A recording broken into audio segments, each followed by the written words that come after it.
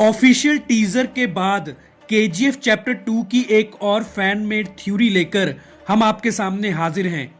अधीरा, जिसने केजीएफ को पाने के लिए अपने ही भाई सूर्यवर्धन को विराट के हाथों मरवा दिया और अधीरा कई सालों तक खुद मरने का नाटक करता रहा। अधीरा ये सोच भी नहीं सकता था कि रॉकी, जिसको अधीरा ने ही गरुड़ा को मारने केजीएफ में भेजा था, और वो रॉकी जो एंड्रयू और शेट्टी जैसे अंडरवर्ल्ड डॉन्स के लिए काम करता था, अब वो रॉकी केजीएफ पर राज करने जा रहा है। अधीरा ये नहीं जानता था कि रॉकी उन अंडरवर्ल्ड डॉन्स के लिए नहीं बल्कि अपनी मां से किए वादे को पूरा करने के लिए मुंबई और केजीएफ में आया था।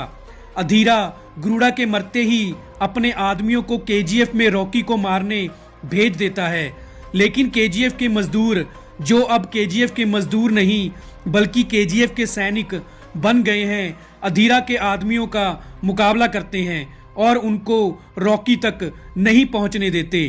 केजीएफ के मजदूर अधीरा के आदमियों को केजीएफ में ही मार देते हैं, लेकिन इस फाइट में कुछ मजदूर भी मारे जाते हैं। ये सब देखकर रॉकी केजीएफ के मजदूरों से कहता है कि अब केजीएफ पर बहुत से गैंग्स हमला करने आएंगे, लेकिन केजीएफ के मजदूर ही अब केजीएफ को बचा सकते हैं।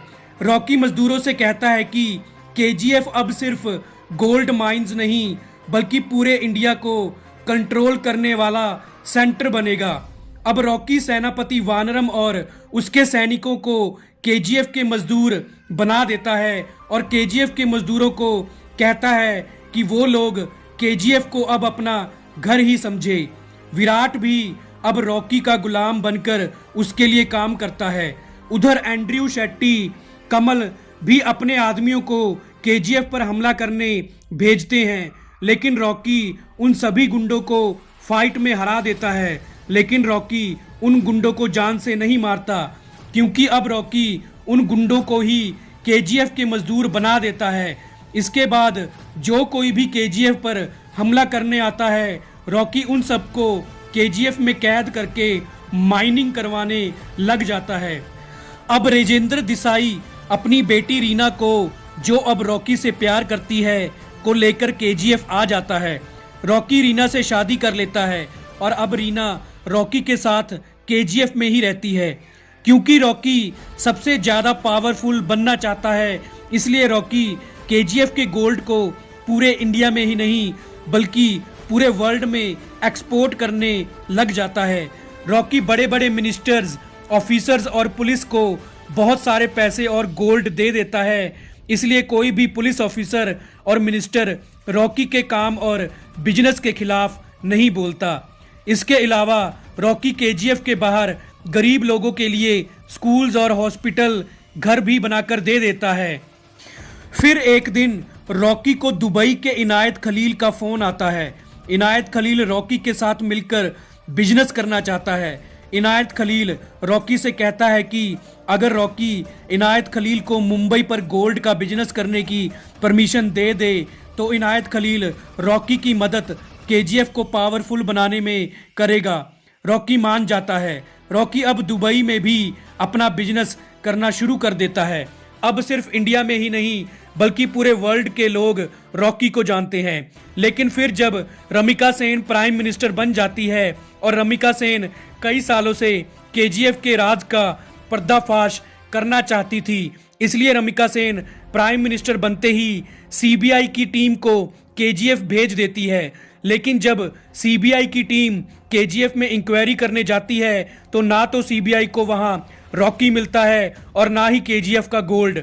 सीबीआई के ऑफिसर ये नहीं समझ पाते कि नाराची लाइमस्टोन कॉरपोरेशन में ऐसा कौन सा बिजनेस हो रहा है जिसने पूरे इंडिया को कंट्रोल कर रखा है, और ना ही सीबीआई को रॉकी का पता चलता है। उधर रमिका सेन के मिनिस्टर्स भी अब रमिका सेन से ये कहने लग जाते हैं कि रॉकी कोई भी हो, लेकिन वो आम लोगों को नुकसान नहीं पहुंचा रहा और ना ही वो गवर्नमेंट के किसी काम को रोकने की कोशिश करता है। मिनिस्टर्स कहते हैं कि रॉकी तो देश की इकोनॉमी को सुधारने में हेल्प कर रहा है और इंडिया से क्रिमिनल्स को भी खत्म कर रहा है, इसलिए रॉकी विलन नहीं हीरो है। लेकिन रमिका सेन रॉकी को हीरो नहीं मानती, इसलिए रमिका सेन सीबीआई की टीम को रॉकी को ढूंढने और पकड़ने के लिए ऑर्डर्स दे देती है। फिर एक दिन इनायत खलील रॉकी से मिलने अपने हेलीकॉप्टर पे केजीएफ आता है। रॉकी इनायत खलील और उसकी आर्मी को केजीएफ में आने देता है, लेकिन अचानक इनायत खलील के आदमी रॉकी पर हमला कर देते हैं, पर रॉकी उस हमले में बच जाता है। अब केजीएफ में इनायत खलील और रॉकी के बीच में फाइट होती है। असल में ये अधीरा और इनायत खलील का प्लान था। अधीरा रॉकी को मारना चाहता है, लेकिन अब भी अधीरा दुनिया के सामने नहीं आना चाहता, इसलिए अधीरा ने ही इनायत खलील को रॉकी से डील करने को कहा था और अधीरा ने ही इनायत खलील को केजीएफ रॉकी को मारने भेजा था।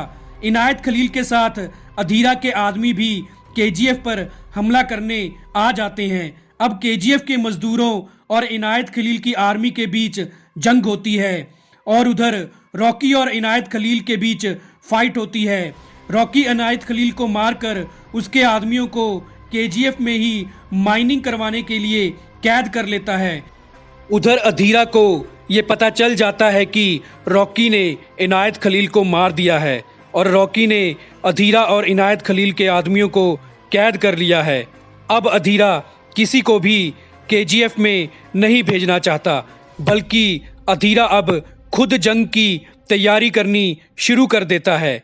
इधर रमिका सेन को भी ये पता चल जाता है कि केजीएफ में गोल्ड का बिजनेस किया जाता है और रमिका सेन को रॉकी के बारे में भी पता चल जाता है।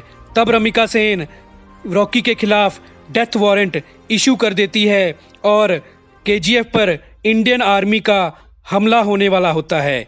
इसी सीन के साथ केजीएफ चैप्टर 2 का एंड हो जाता है।